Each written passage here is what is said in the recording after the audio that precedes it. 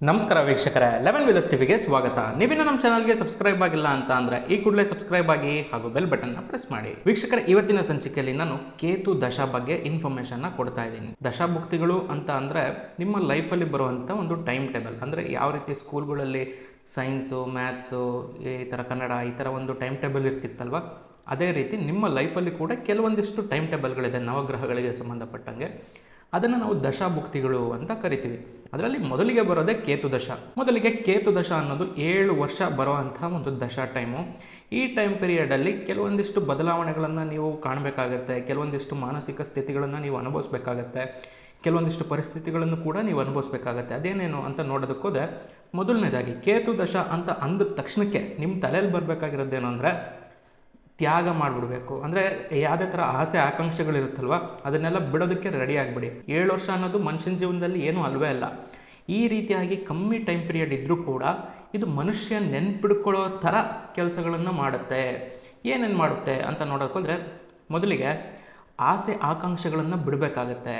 ನನಗೆ ದುಡ್ಡು ಬೇಕು, ಹಣ ಬೇಕು, ಅಥವಾ ನನಗೆ ಸಂಸಾರದಲ್ಲಿ ಹಂಗಿರಬೇಕು, ಹಿಂಗಿರಬೇಕು, ನನಗೆ ಇದ್ದಕ್ಕಿದ್ದಂಗೆ ಪ್ರಮೋಷನ್ಗಳಾಗಬೇಕು, ಜಾಬ್ ಸರಿ ಇರಬೇಕು. ರಿಯಲಿಸ್ಟಿಕ್ ಆಸೆಗಳು ಓಕೆ, ಪರವಾಗಿಲ್ಲ, ಒಂದು ಹಂತಕ್ಕೆ ಏನೋ ಒಂದು ಆಗುತ್ತೆ ಅಂತ ಅಂದ್ಕೊಳ್ಳಿ. ಆದರೆ ಇರ್ರಿಯಲಿಸ್ಟಿಕ್ ಆಸೆಗಳು ಇರುತ್ತಲ್ವ, ನನಗೇನೋ ಲಾಟ್ರಿ ಹೊಡಿಬೇಕು, ಆಗಲ್ಲ. ಕೇತು ದಶದಲ್ಲಿ ನೀವು ಏನೇ ತಿಪ್ಪರ್ಲಾಗ ಹೊಡೆದ್ರೂ ಲಾಟ್ರಿ ಹೊಡೆಯೋದಕ್ಕೆ ಸಾಧ್ಯನೇ ಇಲ್ಲ. ಬೇಕಂದರೆ ಇರೋದನ್ನು ಇನ್ನೂ ಕಿತ್ಕೊಂಡು ಹೋಗುತ್ತೆ ಬಿಟ್ಟು ಲಾಟ್ರಿ ಹೊಡೆಯೋದಕ್ಕೆಲ್ಲ ಸಾಧ್ಯನೇ ಇಲ್ಲ. ಈ ರೀತಿಯಾಗಿ ಕೇತು ದಶ ಫಸ್ಟ್ ಆಫ್ ಆಲು ಟ್ರೀಟ್ ಮಾಡುತ್ತೆ. ಇದಕ್ಕೆ ನೀವು ರೆಡಿ ಆಗಬೇಕು. ಹಂಗಂತ ಹೆದರ್ಕೊಳ್ಳೋ ಅಂತ ಅಗತ್ಯ ಇಲ್ಲ. ನಾನು ಕೆಲವೊಂದಿಷ್ಟು ಎಲ್ಲ ಹೇಳ್ತಾ ಹೋಗ್ತೀನಿ, ಅದನ್ನು ನೀವು ಫಾಲೋ ಮಾಡಿದರೆ ಕೇತು ದಶ ಬೆಣ್ಣೆ ಥರ ಒಂದು ಮುಗಿದೋಗುತ್ತೆ.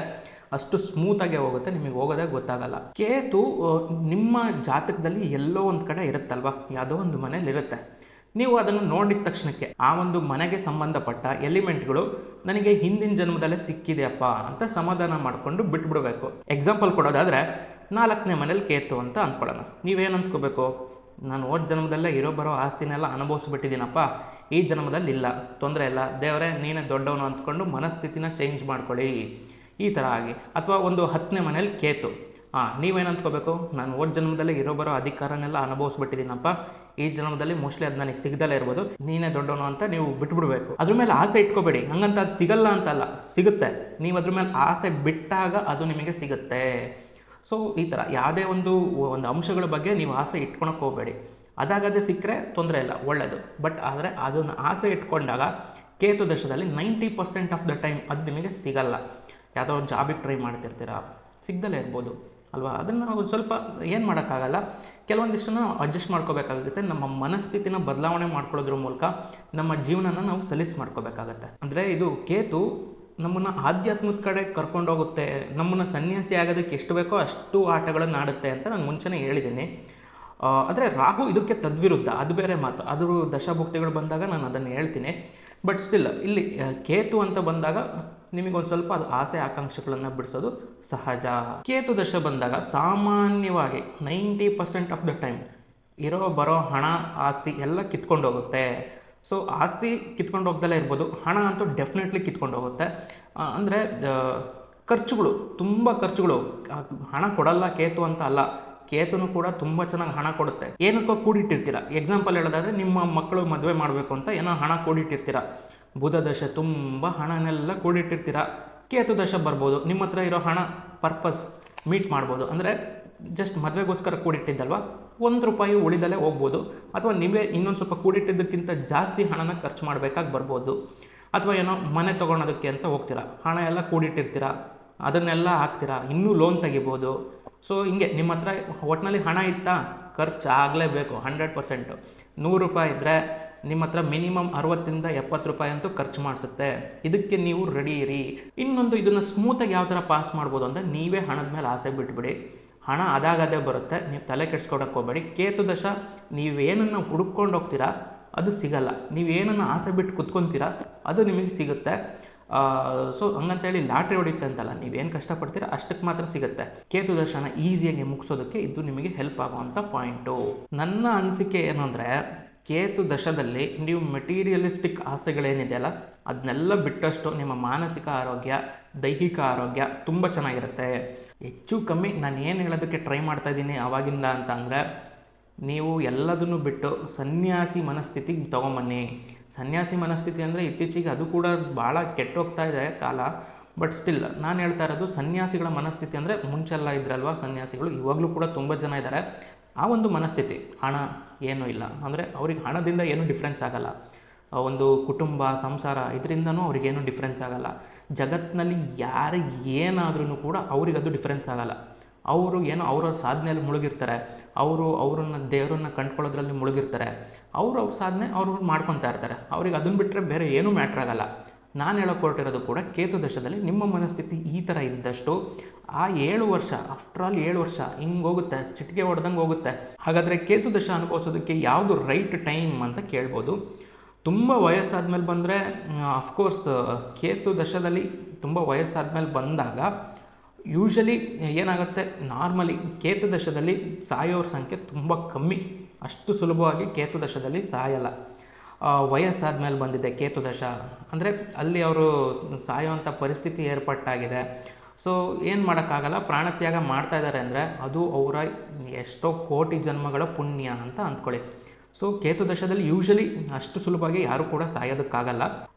ಬಟ್ ಎಲ್ಲರಿಗೂ ಅದೇ ಥರ ಆಗಬೇಕು ಅಂತ ಏನಿಲ್ಲ ಅಲ್ವಾ.